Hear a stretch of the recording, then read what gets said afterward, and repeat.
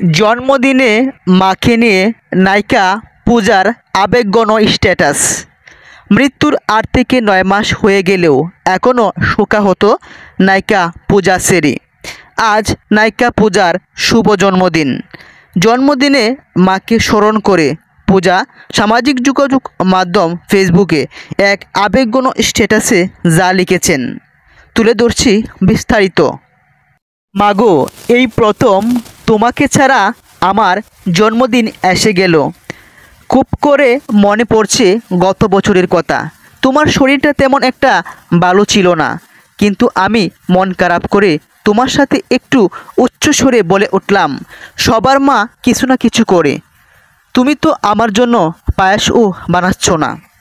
তুমি সেই দুর্বল শরীর নিয়ে আমার জন্য পায়েস বানিয়ে নিয়ে এসেছিলে, যদিও পায়েসটা ভালোভাবে রান্না হয়নি, একটু সাল সাল ছিল, তারপরও বানিয়ে নিয়ে এসেছিলে তো, এটাই অনেক। কিন্তু মামনি, এবারও যে সেই একই পায়েস খেতে ইচ্ছে করছে, তোমার নিজ হাতে বানানো। ওফ, কান্নায় চোখটা ভরে উঠেছে। তুমি নেই ৬ মাস হলো, কতদিন তোমাকে দেখি না মাগো। ও মামনি, জানি না সৃষ্টিকর্তা আমাকে কতদিন বাঁচিয়ে রাখবে মাগো।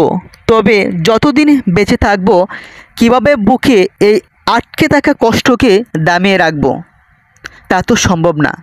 তবে একটা কথা কি জানো, তুমি আজকে আমার নতুন করে জন্ম দিলে, নতুন এক পূজা, যার কিনা একাই লড়াই করতে হবে। আমি জানি তুমি আমাকে দেখছো, তুমি সব সময় আমার পাশে আছো, তাই তো এখন পর্যন্ত কোনো কালো ছায়া আমাকে ঘিরে রাখতে পারেনি।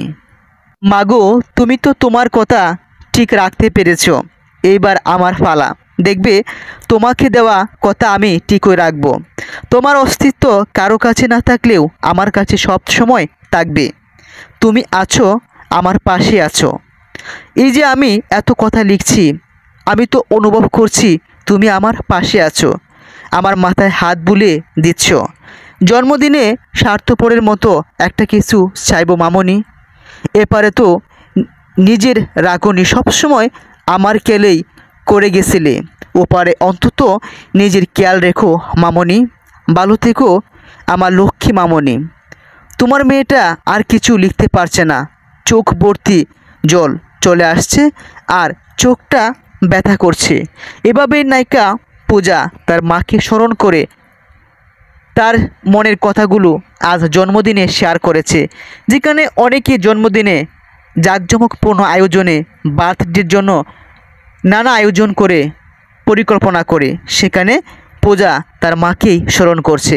কারণ মা হারানোর ব্যথা যারা হারিয়েছে সেই বুঝে। মা হলো মনের কথা শেয়ার করার পৃথিবীতে একমাত্র বিশ্বাসযোগ্য মানুষ। আর মাকে হারিয়ে এখনও শোকাহত নায়িকা পূজা সকলের কাছে চেয়েছেন দোয়া।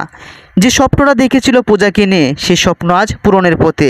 নায়িকা পূজা আজ জনপ্রিয় নায়িকা হয়েছে।